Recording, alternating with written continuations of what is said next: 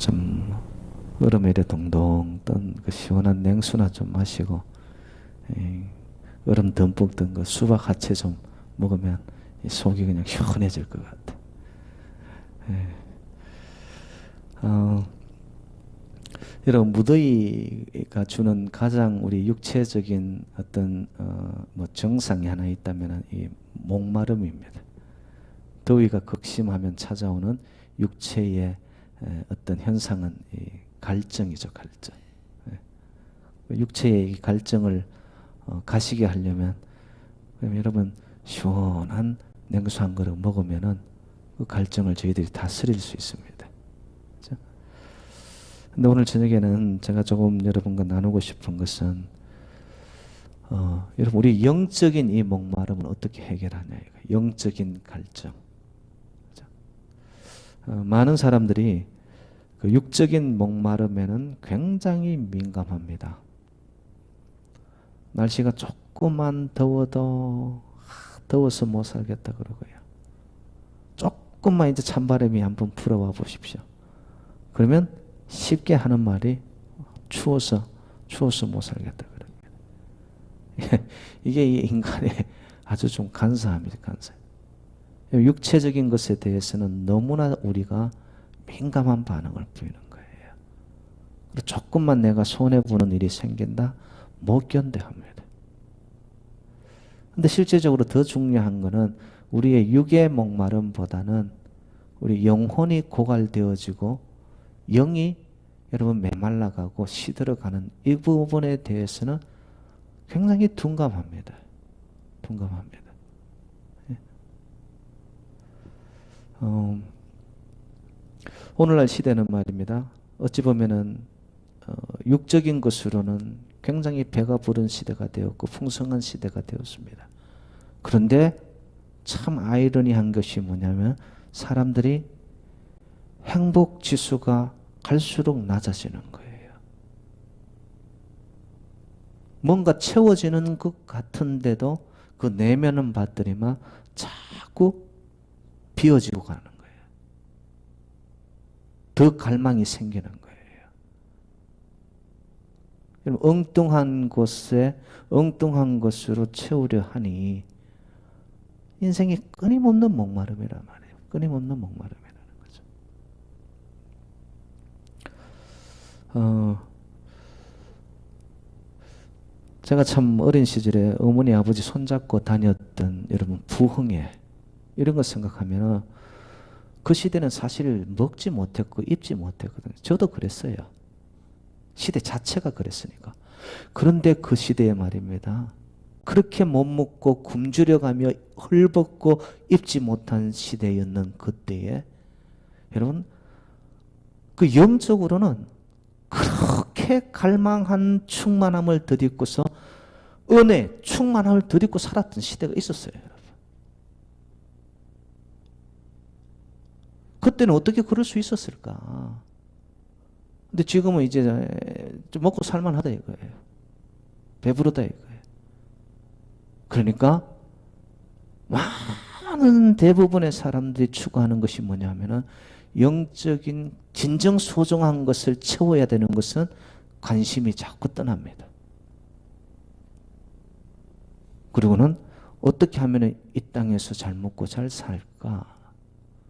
어떻게 하면 내 밥그릇을 더 늘릴까? 관심이 엉뚱한 곳에 가 있는 거예요, 여러분. 뭐 이거는 제가 볼 때는 어떤 시대적인 징조인 것 같아요. 영적인 어떤 목마름과 그것을 충만을 덧입으려고 하는 갈망함, 갈급함. 오늘 본문의 표현들이죠. 갈급하고 갈망한 것, 그것을 추구하기보다는 육의 것을 더 추구하는 거죠. 시대적인 하나의 징조이고 어찌 보면 그거는 여러분 자기 육체를 사랑하고 자랑하는 것이 말세의 징조라고 나와 있습니다. 말세의 징조. 예. 지금 시대를 한번 보세요, 여러분.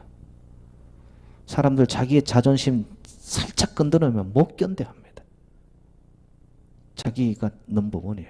넘버원. 그리고 실제적으로 추구하는 것은 보면은 어떤 식으로든 잘 입고 잘 먹고 좋은 자리에 더 많은 것.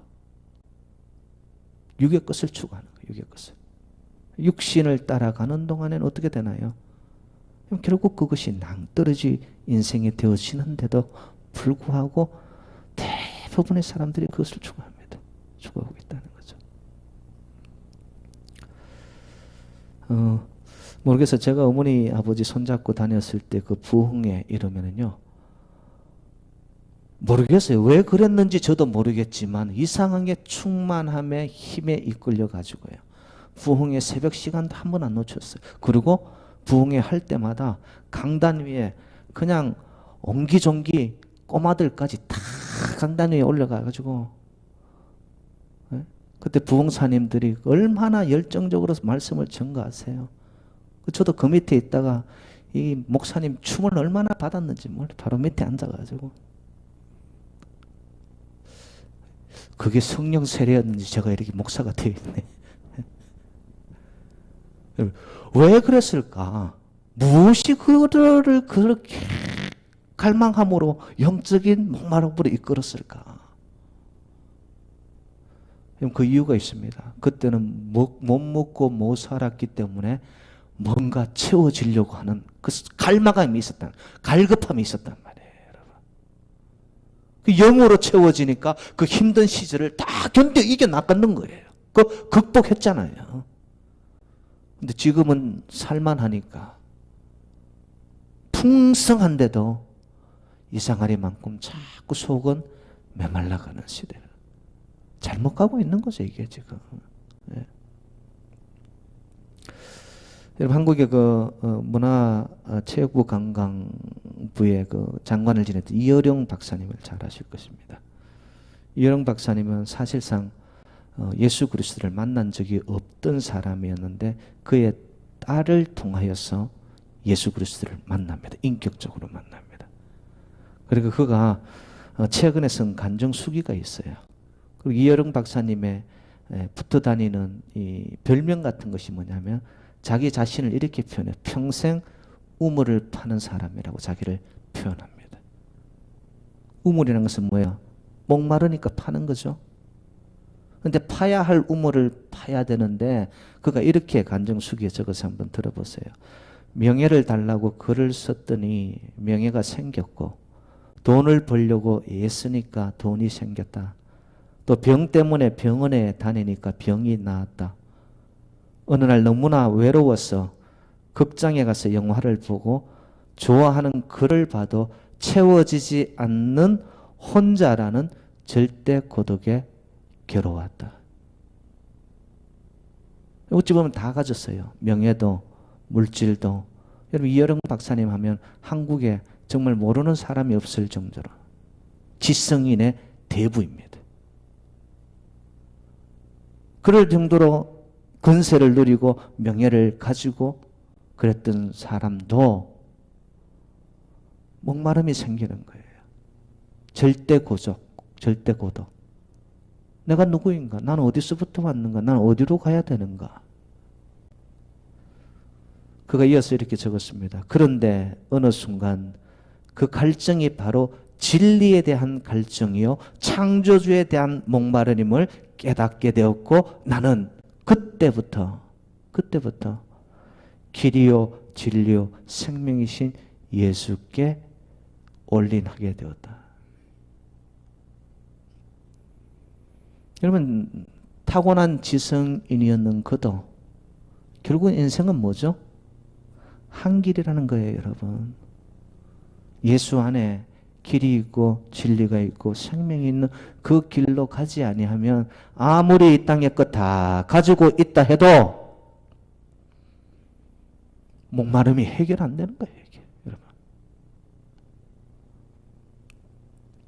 부귀영화 공명을 다 체험한 그였지만 채워질 수 없었던 인생의 목마름에 예수를 만나고 나니 이제는 그의 삶이 채워짐으로 더 이상은,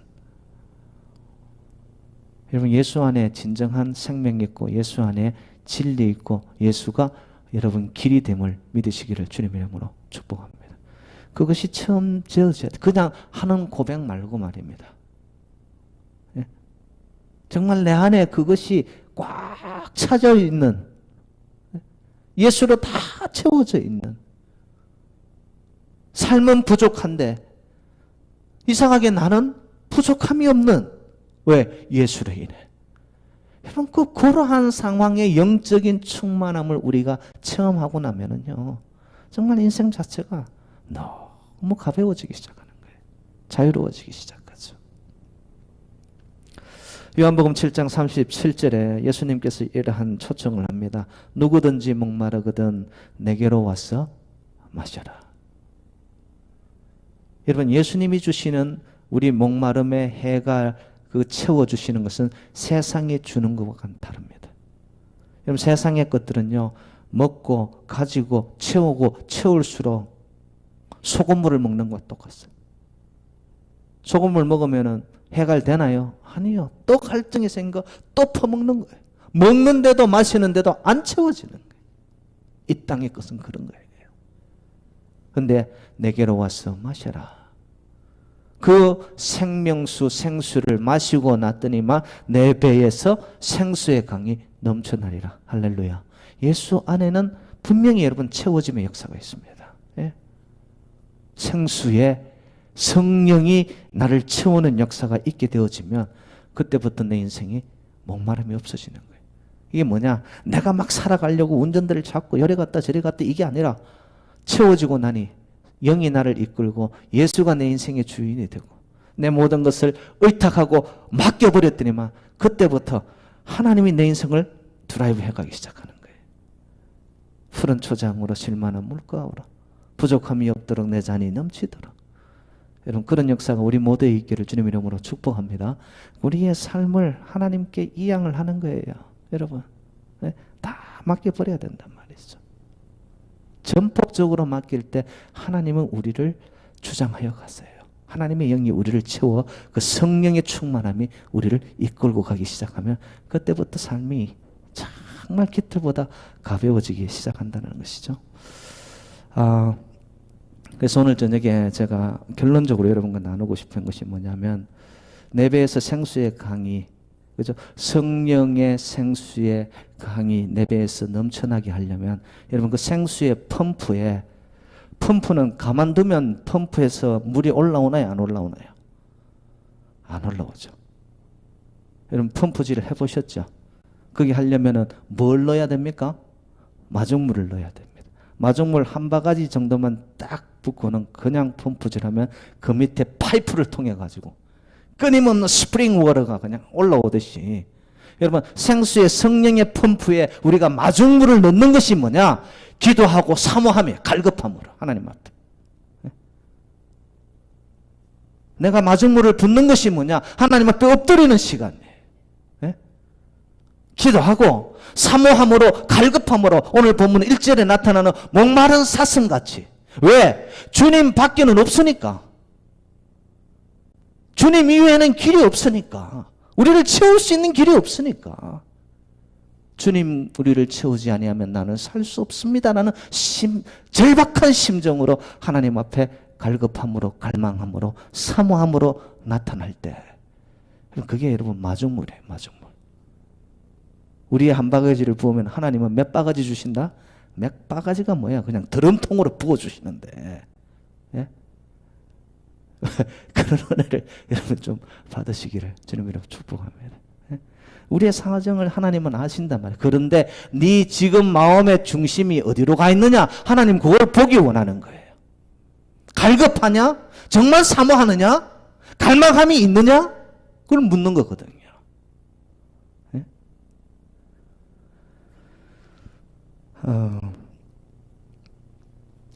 오늘 본문에 시편 기자가 그 목마른 사슴이라는 그림을 그려놓고는 그가 주변의 인생이 얼마나 힘들었든지 자기가 믿고 있는 하나님이 역사가 없으니까 삶이 고난 속에 있으니까 주변의 사람들이 그를 모방하고 비방하고 손가락질하고 있는 거예요.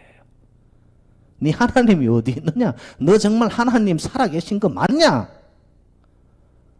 이럴 때 그가 3절에 이런 표현을 합니다. 내 눈물이 주야로 내 음식이 되었도다. 여러분, 눈물이 주야로 음식이 돼 보신 적 있으신가요? 눈물의 빵을 드셔 보셨어요? 여러분? 요즘 우리는 너무 잘 먹고 잘 살아요. 근데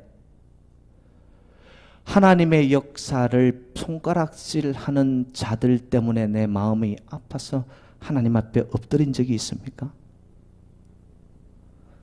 4절에 보면은 이전의 기억을 더듬으며 하나님 성전에 올라서 예배드렸던 그 감동을 기억하면서 지금 내가 예배드릴 수 없음에 대한 이 시편 기자는 아버지, 그때 내가 기도하고 예배할 수 있었던 그때를 사모합니다라고 이야기하는 거예요. 여러분, 새누리재단의 주일 성수 주일날 기다려주세요. 아멘 하시는 분들 많아서 제가 그래도 괜찮습니다. 예. 정말 그 예배 드리고 싶어서, 기도하고 싶어서, 막 찬송하고 싶어서 내 마음에서 그런 갈급함 사모함으로 하나님, 그 눈물이 제 주야로 이것이 식물이 되어 내 음식이 되어 하나님 앞에 기도하는 모습으로, 갈망하는 모습으로 나타날 때 하나님은 저와 여러분을 어떻게 하실까요? 여러분 5절로 가보십시다. 5절 다 같이 시작. 내 영혼아, 내가 어찌하여 낙심하며 어찌하여 내 속에서 불안해하는가? 너는 하나님께 소망을 두라. 그가 나타나 도우심으로 말미암아 내가 여전히 찬송하리로다. 여러분, 소망이 하나님께 있어요. 하나님을 바라고 목마름으로, 갈망함으로, 갈급함으로, 사모함으로 하나님 앞에 엎드리면 하나님은 어떻게 한다? 그런 심령을 중심을 보고 하나님은 역사하기 시작한다. 네 왜 낙심했느냐? 너 왜 그렇게 절망 가운데 있느냐? 내 손 잡아. 손 잡고 일어나. 나와 같이 가자. 소망은 하나님께 있으니. 그리고 우리의 삶의 현장 속에서는 뭐예요? 낙심도 절망도 그리고 비방하는 손가락들 다 뒤로 한 채 나도 모르게 영이 채워져서 여전히 찬송함으로, 기쁨으로, 소망 가운데 오늘도 이 전을 나가시기를 주님의 이름으로 축복합니다. 우리 같이 함께 찬양하고 기도의 시간을 갖도록 하겠습니다. 주의 임재 앞에 잠잠해, 우리 뜻을 생각하시면서 같이 찬양하겠습니다.